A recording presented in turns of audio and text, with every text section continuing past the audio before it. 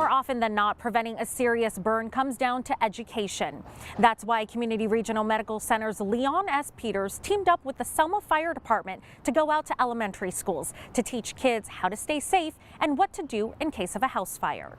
Our moms and dads use this as a tool to light the barbecue or stuff like that. This was much more than just a show and tell activity at Indianola Elementary School in Selma. Really engage the students and the staff here and teach them the true importance of what it means to be fire safe and how to actually prevent burns. Shayna Henry is a burn injury prevention specialist with the Leon S. Peters Burn Center at Community Regional. We chose to come out to Selma as we have recognized there's a huge need for this type of education. We've had an increase of burns in our child age burn survivors in this area. Shayna says the numbers are alarming. In the outpatient clinic of the Burn Center, about 70% of their patients are children, specifically under the age of 5. Where should these be in our houses? With the help of the Selma Fire Department, they first spoke to the children about how important it is to have a smoke detector inside of the home. So one of the leading causes of fire deaths in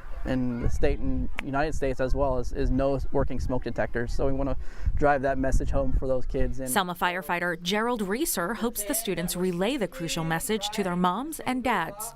Beep, beep, beep, beep. The children were also taught what to do in case a fire breaks out and smoke fills the room. Some of the things that we practiced today were the basics of stop, drop, and roll. Although it may be something that you think is quite common, we are still running into a lot of people who do not understand the concept and need to actually practice physically stop, dropping, and rolling. And then we're gonna roll. Burn injuries are one of the leading causes of hospitalization and death for children in the Central Valley.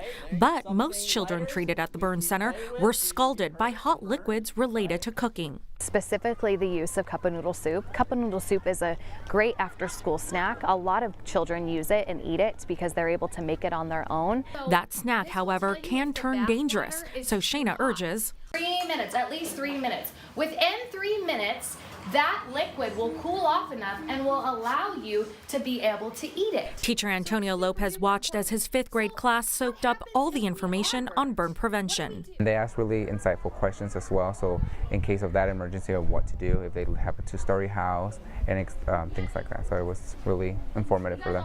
Antonio believes what the students learn here will resonate at home. I am really appreciative of programs like this coming out to our communities because it is a rural area, and so students like the ones here in Selma don't have the opportunity for programs like this. So I think it's extremely important and vital for them because in case of an emergency, they now know what to do. Gerald says this great work cannot be done alone. We're super grateful to partner with the Burn Center as they provide us with the resources and help with the fire prevention education. It's a partnership that will hopefully continue to grow for the children of the Central Valley. We hope by being able to do this type of education more than once a year and being able to come out and connect with these students more on a personal level that we see a decrease in these type of injuries at the hospital. With the only round-the-clock comprehensive burn center between Los Angeles and Sacramento, the Leon S. Peters Burn Center treats patients within 15,000 square miles. If you would like to donate to make more programs like this one possible, visit communitymedical.org/give.